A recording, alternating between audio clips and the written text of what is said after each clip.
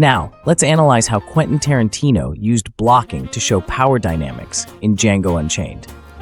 The power dynamics in this scene evolve through careful blocking. At the start, Django is shackled and seated, symbolizing his powerlessness, while the miners from the LeQuint Dickey Mining Company move about freely.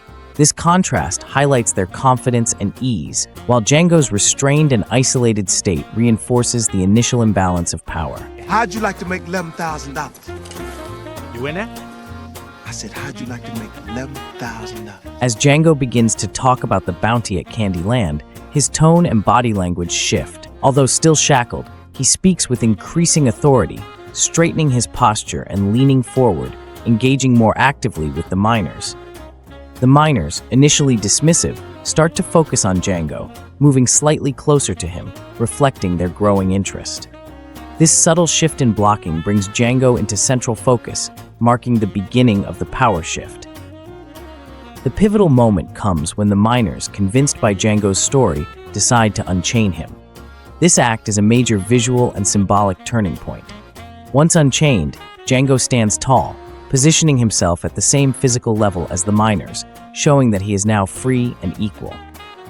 By the end of the scene, the blocking has completely shifted. Now standing tall and confident, Django commands the frame while the miners are positioned around him, waiting for his lead. The blocking evolves from one of captivity and submission to one of empowerment and control.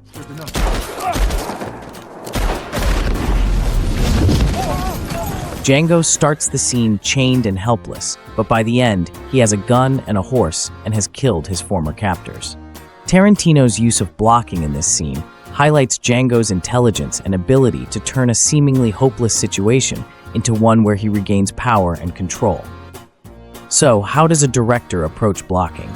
It often starts with a storyboard, a visual representation of each shot, including where actors will be positioned.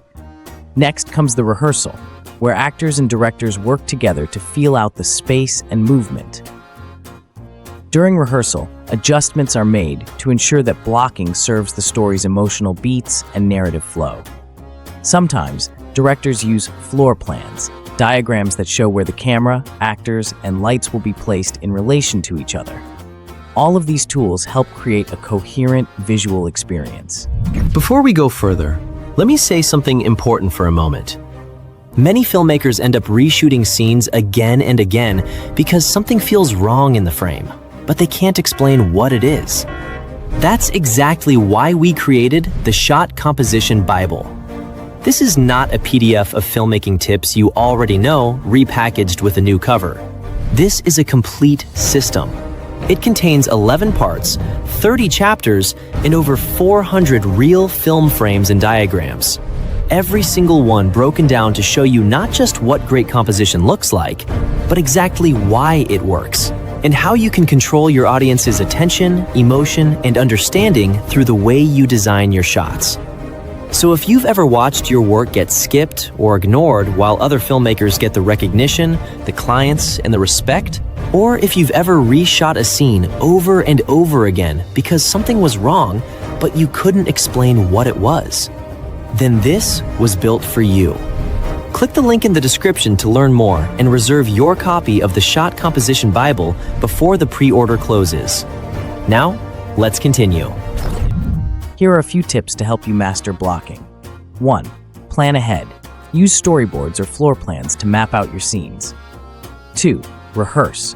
Blocking can change as you work with actors and discover what feels natural. 3. Think about power dynamics. Who's in control? How can their position in the frame reflect that? 4. Use movement to tell the story. A character's journey through a scene should have meaning. Every movement should have a motivation. 5. Collaborate with your cinematographer. Blocking impacts how your scene will be shot, so work together to create a cohesive visual approach. Blocking is the unsung hero of visual storytelling. It's about so much more than just placing actors in a scene. It's about creating emotional depth, guiding the audience's eye, and telling the story in a way that dialogue alone can't.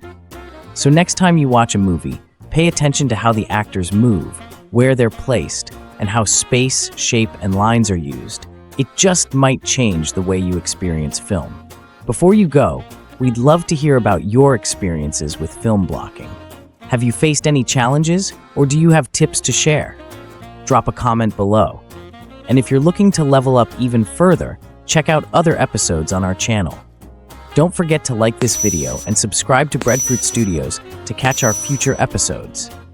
Thanks for watching, and keep creating amazing stories.